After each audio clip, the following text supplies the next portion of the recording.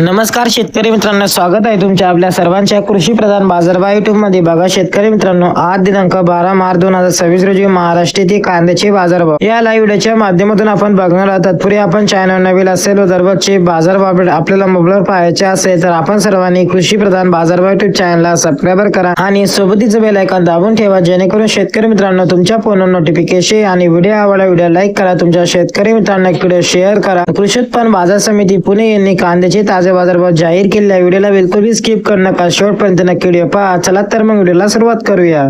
मार्च 2026 मध्ये कोल्हापूर मध्ये 6410 ची आवक, कमीत कमी दर 500 रुपये, जास्तीत दर 1500, सर्वसाधारण दर 1000 रुपये। तसेच सातारा मध्ये 205 ची आवक, कमीत कमी दर 500 रुपये, जास्तीत दर 1500, सर्वसाधारण दर 1000 रुपये। तसेच नागपूर मध्ये लाल कांदा 2600 ची आवक, कमीत कमी दर 1000 रुपये, जास्तीत दर 1200, सर्वसाधारण दर 1150 रुपये। तसेच सिन्नर मध्ये लाल कांदा 2025 ची आवक, कमीत कमी दर 500 रुपये, जास्तीत दर 1260, सर्वसाधारण दर 1000 रुपये। तसेच नायगाव मध्ये लाल कांदा 250 ची आवक, कमीत कमी दर 280 रुपये, जास्तीत दर 1141, सर्वसाधारण दर 900 रुपये। तसेच कळवण मध्ये लाल कांदा 4400 ची आवक, कमीत कमी दर 400 रुपये, जास्तीत दर 1230, सर्वसाधारण दर 850 रुपये। तसेच मनमाड मध्ये लाल कांदा 9000 ची आवक, कमीत कमी दर 160, जास्तीत दर 1000 रुपये, सर्वसाधारण दर 700 रुपये। तसेच भुसवळ मध्ये 43 ची आवक, कमीत कमी दर 500 रुपये, जास्तीत दर 1000 रुपये, सर्वसाधारण दर 800 रुपये। तसेच देवळा मध्ये लाल कांदा 4760 ची आवक, कमीत कमी 250 रुपये, जास्तीत दर 1200, सर्वसाधारण दर 925 रुपये। तसेच पुणे पिंपरी मध्ये 6 ची आवक, कमीत कमी दर 1400 रुपये, जास्तीत दर 1600, सर्वसाधारण दर 1500 रुपये। हे होते 12 मार्च 2026 रोजी महाराष्ट्रातील कांद्याचे बाजारभाव। भेटूया अशा एका नव्या व्हिडिओ मध्ये, तोपर्यंत धन्यवाद।